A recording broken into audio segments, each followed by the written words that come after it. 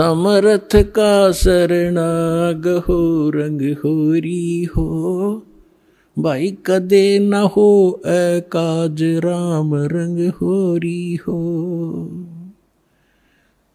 ऋग्वेद मंडल number 10 सूक्त 161 मंत्र 2 कबीर साहब के ऊपर खरा उतरता है। तो who is God? Kabir is God. और कितनी कथा सुनाऊं आपको इस समर्थ भगवान की। और कृष्ण जी की हम एक कथा गाया करते थे, उसने सुन सुन के भगवान मान लिया। तो कबीर साहब समझाया करते थे, कबीर साहब कहा करते थे,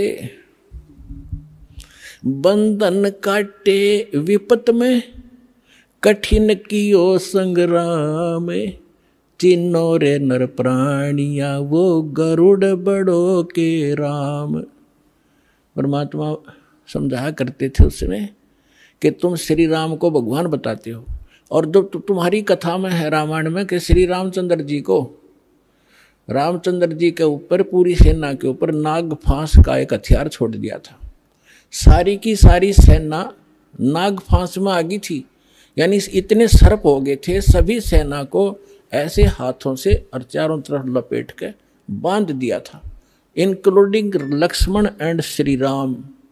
और ऐसे खड़े थे, ऐसा है हुए सारे जैसे ईंख बांध दिया करें। और सारी सेना खड़ी खड़ी देखा कि काटेंगे ये सारे राक्षस हमें। तब नो कहे हैं कि गरुड़ से पुकार करी गई। गरुड़ वो पक्षी जो श्री रामचंद्र विष्णु जी का वाहन बताते हैं। गरुड़ आए, गरुड़ ने फिर उनके नाग काटे, सारे नाग मार दिए। जब भगवान श्री राम बंधन मुक्त हुए, परमात्मा कहे फिर बंदी छोड़ कौन होया? गरुड़ हो गया, तेरे राम का भी बंदी छोड़।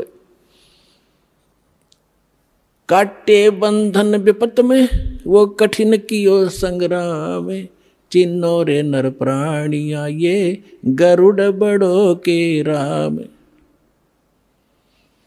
एक गोवर्धन पर्वत को उठा लिया श्री कृष्ण जी ने, तुमने भगवान मान लिया।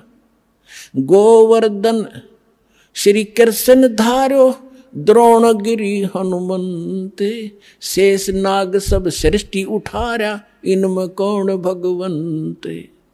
क्या एक पहाड़ को उठाने मात्र से भगवान की संज्ञा में ले लिया, समर्थ मान लिया तुमने? तो तुम्हारी कथा तुम लोकवेद सुनाते रहते हो कि शेष नाग ने सारे ब्रह्मांडों को सिर पर रख रखा है। फिर और हनुमान जी ने द्रोणागिरी उठा लिया था, इनमें कौन सा भगवान? ये भगवान की पहचान नहीं, जो तुमने पैमाना ला रखा है, ये भगवान मापन का नहीं है। फिर कहते हैं लंका पाठ, समुद्र पाठ लंका गयो, यो सीता को भरतार, अगस्त ऋषि ने ये सातों पी लिए, इनमें कौन करतार। ओए होए, ऐसे सटीक प्रमाण दे रखे भगवान ने, फिर भी हमारी आंखें नहीं खुली, क्योंकि हमारी बुद्धि काल के प्रभाव से इतनी दबी हुई थी।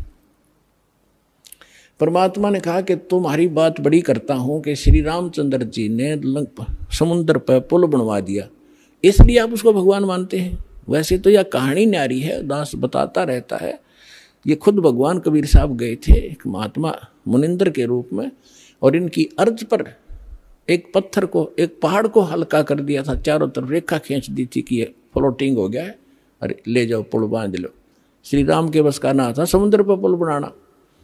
तो परमात्मा कहते चल तुम्हारी बात बड़ी मानते हैं, वह तो बात तुम्हारे कहाँ समझ लाओ का पाठ, समुद्र को पाट के यानी उसको पुल बना के छाप के, और लंका गया था कौन? तुम्हारी सीता का पति राम, सीता को भरतार।